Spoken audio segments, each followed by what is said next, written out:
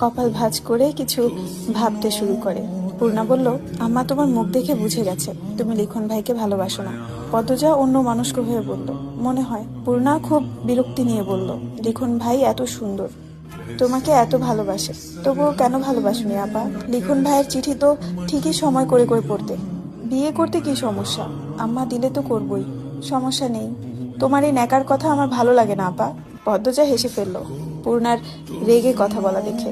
পদ্মজা পূর্ণার এক হাত মুঠোয় নিয়ে বলল, গতকাল রাতে আম্মা আব্বার প্রতি ভালোবাসাটা আমাকে বলেছে। প্রথম দেখেই নাকি আপন আপন লেগেছিল। আব্বার জন্য আম্মা দিনকে রাত আর রাতকে দিন মানতেও রাজি ছিলেন, এতটা ভালোবাসতেন। আমার তেমন কোনো অনুভূতি হয়নি তোর নায়ক ভাইয়ের জন্য। প্রথম প্রথম কোনো পুরুষের চিঠি পেয়েছিলাম, সবকিছু নতুন নতুন ছিল, তাই একটা ঘোরের মধ্যে থেকে নতুন অনুভূতির সাক্ষাৎ পাচ্ছিলাম। আম্মার ভালোবাসার কথা শোনার পর থেকে মনে হচ্ছে আমি ওনাকে ভালোবাসিনি, সবটা মোহ ছিল, দূরে যেতে উবে গেছে। আমারও বিয়ে ঠিক হয়ে গেছে। পদ্মজার এত কথা উপেক্ষা করে পূর্ণা কটপট করে বলল, তোমার কি কালাচাঁদরে দেখলে আপন আপন লাগে? পদ্মজা চোখ ছোট ছোট করে জিজ্ঞাসা করলো, কালাচাঁদকে? পূর্ণা মিনমিনিয়ে বলল, তোমার হবু জামাই। তারপরই গলা উঁচিয়ে বলল, আমিও কালা জানি, কিন্তু আপা তোমার জন্য লিখন ভাইয়ের মতো সুন্দর জামাই দরকার। পদ্মজা এক হাতে কপাল চাপড়ে বলল, এখনো লিখন ভাই? যা, তোর সাথে তোর নায়কের বিয়ে দিয়ে দিব, এবার হলো? এখন আয়, ঘর থেকে বের হ। মুক্তা, সোনামণি, রোজিনা আসছে, তোর সাথে কথা বলবে, আয় বলছি, আয়। পূর্ণাকে টেনে নিয়ে বের হলো পদ্মজা। সূর্য মামার রাগ কমেছে। মোড়ল বাড়ির মাথার উপর থেকে দূরে গেড়ে দাঁড়িয়েছে। সদর ঘর ভর্তি মানুষ। হাওলাদার বাড়ির বউদের গ্রামবাসী শেষবার তাদের বিয়েতেই দেখেছে, আবার দেখার সুযোগ হওয়াতে দল বেঁধে মানুষ এসেছে। লোকমুখে শোনা যায় হাওলাদার বাড়ির মেয়ে বউদের সারা অঙ্গে সোনার অলংকার ঝলমল করে। মগা মদন সহ আরো দুজন মোড়ল বাড়ির গেটে বাড়ি পাহারা দিচ্ছে। পদ্মজাকে শাড়ি পরাচ্ছেন হেমলতা। পদ্মজা আগে কখনো শাড়ি পরেনি। পূর্ণা প্রেমা ছোট হয়েও পড়েছে, কিন্তু পদ্মজার কখনো ইচ্ছে করেনি শাড়ি পরতে। তাই সে হেমলতাকে বলল, প্রথম শাড়ি তুমি পরাবে আম্মা। শাড়ি পরানো শেষে চোখে কাজল এঁকে দেন, ঠোঁটে লিপস্টিক দিতে গিয়েও দিলেন না। মাথার মাঝ বরাবর সিঁথি করে চুল খোপা করতেই পূর্ণা ছুটে আসে, হাতে শিউলি ফুলের মালা। হেমলতা মৃদু ধমকের স্বরে বলেন, এতক্ষণ লাগলো? হেমলতার বলা কথা বোধহয় পূর্ণার কানে গেল না। পূর্ণা চাপা উত্তেজনা নিয়ে বলল, আল্লাহ, আবারে কি সুন্দর লাগতেছে। পদ্মজা লজ্জায় মিয়ে গেল, চোখ মুখ লাল আভায় ছড়িয়ে পড়ে। হেমলতা পদ্মজার চুলের খোপায় ফুলের মালা লাগিয়ে দিয়ে বললেন, শুধু রূপের আলোয় চারদিক আলোকিত করলে হবে না, গুণেও আলোকিত করতে হবে। পদ্মজা বাধ্যের মতো মাথা নাড়ালো। তখন হুড়মুড়িয়ে সেখানে উপস্থিত হলো লাবণ্য। দৌড়ে এসে পদ্মজাকে জাপটে ধরে, এক নিঃশ্বাসে বলেও ফেললো, আল্লাহ, পদ্মজা তুই আমার ভাবিও হবি? আমার বিশ্বাসই হইতাছে না, মনে হইতাছে স্বপ্ন দেখতাছি। ইয়া মাবুদ, শাড়িতে তোরে পরি লাগতাছে, বাড়ির সবাই ফিট খায়া যাইব দেখিস। পদ্মজা কি বলবে ভেবে পেল না, শুধু হাসলো। হেমলতা পদ্মজার মাথার ঘোমটা টেনে দিলেন। লাবণ্যকে বললেন, তোমার সইকে নিয়ে যাও। পদ্মজা হেমলতার হাতে হাত রেখে অনুরোধ করে বলল, আম্মা তুমি আসো। হেমলতা হাসেন। পদ্মজার মাথায় এক হাত রেখে বলেন, কয়দিন পর থেকে এরাই তোর আপন, মা পাশে থাকবে না। পদ্মজার চোখ দুটি ছলছল করে ওঠে, ছলছল চোখ নিয়ে তাকিয়ে রইল মার দিকে। পদ্মজাকে নতুন বউয়ের রূপে দেখে হেমলতার বুকে ঝড় বইছে। মেয়েটা কয়দিন পর পর হয়ে যাবে। 2 মাস আগে হলেও তিনি 7 রাজার ধনের বিনিময় হলেও মেয়েকে বিয়ে দিতেন না। আহা, আমি আসছি। লাবণ্য, তুমি যাও তো, ওকে নিয়ে যাও। পূর্ণা, তুইও যা। লাবণ্য পদ্মজাকে নিয়ে যায়। পদ্মজার বুক ধরফর করছে। মায়ের যেন কি হয়েছে। সে পিছন ফিরে তাকায়, সাথে সাথে হেমলতা অন্যদিকে ঘুরে তাকান। চোখ থেকে 2 ফোঁটা জলও গড়ে পড়ে। তিনি দ্রুত তা মুছেন। সদর ঘরে কোলাহল ছিল। পদ্মজা ঢুকতেই সব চুপ হয়ে গেল। লাবণ্য পদ্মজাকে ছেড়ে ভারী আনন্দ নিয়ে বলল, আম্মা, কাকি আম্মা, ভাবিরা, আপা, এই যে পদ্মজা, আমার নতুন ভাবি। পদ্মজা চোখ তুলে তাকালো। অলংকারে জলজল করা 5 জন নারীকে দেখে যেন চোখ ঝলসে গেল তার। সবাই তার দিকে মুগ্ধ হয়ে তাকিয়ে আছে। পদ্মজা সাথে সাথে চোখ নামিয়ে ফেললো। তখন কোথা থেকে আবির্ভাব হলো আমিরের। সদর দরজার মুখে দাঁড়িয়েছিল পদ্মজা। পদ্মজাকে দেখে থমকে গেল সে। পদ্মজার পরনে খয়েরি রঙের জামদানি শাড়ি।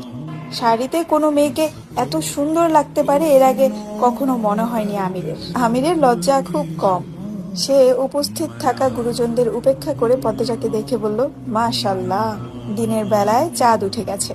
লজ্জায় পদ্মজার রগে রগে কাঁপন ধরে। এত লজ্জাহীন মানুষ কেমন করে হয়? আমিরের মা ফরিনা ধমকের স্বরে বলেন, বাবু, এইখানে আয় বয়া। আমির পদ্মজাতির দৃষ্টি স্থির রেখে মায়ের পাশে গিয়ে বসলো। হেমলতা সদর ঘরে প্রবেশ করতেই আমির ধরফরে উঠল। ছুটে এসে হবু শাশুড়ির পা ছুঁয়ে সালাম করলো। হবু শাশুড়ির প্রতি আমিরের এত দরদ দেখে ফরিনা বেগম খুব বিরক্ত হলেন। পাশ থেকে ফরিনার যা আমিনা তাকে ফিসফিসিয়ে বললেন, মেয়ের রূপ আগুনের ফুলকা, বাবু এবার হাতছাড়া হইল বলে। আমিনার মন্ত্র ফরিনার মগজ ধোলাই করতে পারল না। ফরিনা পদ্মজার রূপ দেখেই মুগ্ধ। আমির কালো বলে তিনি ছোট থেকে আমিরকে বলতেন, বাবু তোর লেগা চান্দের লাখান বউ আনু, আর সেই কথা আজ রক্ষার পথে। তিনি শুধু পছন্দ করছেন না, শাশুড়ির প্রতি আমিরের এত দরদ। কি দরকার ঝাঁপিয়ে পড়ে পায়ে ধরে সালাম করার? আমির হেমলতাকে ভক্তির সাথে প্রশ্ন করলেন, ভালো আছেন? হেমলতা মিষ্টি করে উত্তর দিলেন, হ্যাঁ ভালো আছি, যাও গিয়ে বসো। আমির বাধ্যের মতো মায়ের পাশে গিয়ে আবার বসে পড়ল। মজিদ মাতব্বর বাইরে মোর্শেদের সাথে আলোচনা করছেন। আর কোনো পুরুষ আসেনি এই বাড়িতে, সবাই বিয়ের আয়োজনে ব্যস্ত। মুহূর্তেই পদ্মজার সারা অঙ্গ সোনার অলংকারে পূর্ণ হয়ে উঠল। রূপ বেড়ে গেল লক্ষগুণ, যার কোনো সীমা নেই। যার সাথে পদ্মজা কথা বলছে সেই এগিয়ে এসে বালা নয়তো হার পরিয়ে দিচ্ছে পদ্মজাকে। কি অবাক কাণ্ড! সবাই আড্ডা দিচ্ছে, অথচ পদ্মজা চুপ করে বসে আছে। কেউ কিছু প্রশ্ন করলে উত্তর দিচ্ছে। লাবণ্য একজনকে উদ্দেশ্য করে বলল, রানী আপা, বাড়ির পিছনে যাইবা? রানী খুশিতে গদগদ হয়ে বলল, যাব। তার খুশির কারণ লাবণ্য কিছুটা ধরতে পেরেছে। রানীর একজন প্রেমিক আছে, তাই শুধু সুযোগ খুঁজে দেখা করার। যেখানেই দাওয়াত পড়ে সেখানেই তার প্রেমিক উপস্থিত হয়। লাবণ্য সবার কাছ থেকে অনুমতি নেয়। পদ্মজা পূর্ণা রানীকে নিয়ে বাড়ির পিছনে আসে।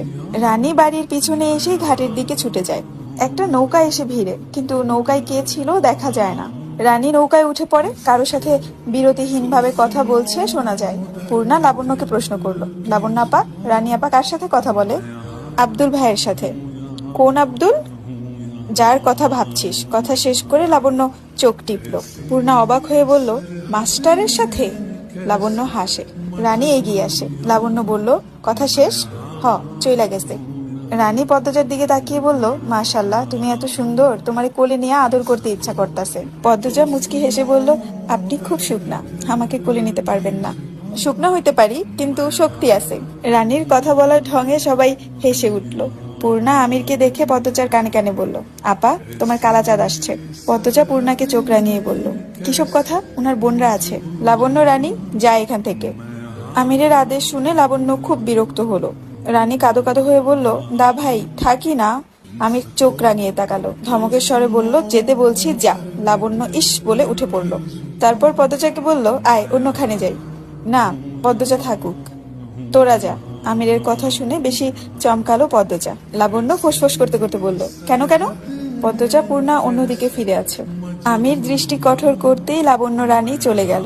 পূর্ণাও চলে যেতে চাইলে পদ্মজা পূর্ণার হাত চেপে ধরে। পূর্ণা পদ্মজার হাত ছাড়িয়ে দিতে দিতে ফিসফিসিয়ে বলে, একা থেকে তোমার কালো চাঁদের ভালোবাসা খাও। পদ্মজা বলেছি। পূর্ণা ছুটে চলে গেল। আমির পদ্মজার পাশে এসে দাঁড়াতেই পদ্মজা মিনমিনিয়ে বলল, বিয়ের আগে গুরুজনদের না জানিয়ে এভাবে কথা বলা ঠিক নয়। কি হবে? পদ্মজা কিছুক্ষণ নীরব থেকে বলল, কলঙ্ক লাগবে। আর কি বাকি আছে? পরিমাণ না বাড়ানোই ভালো।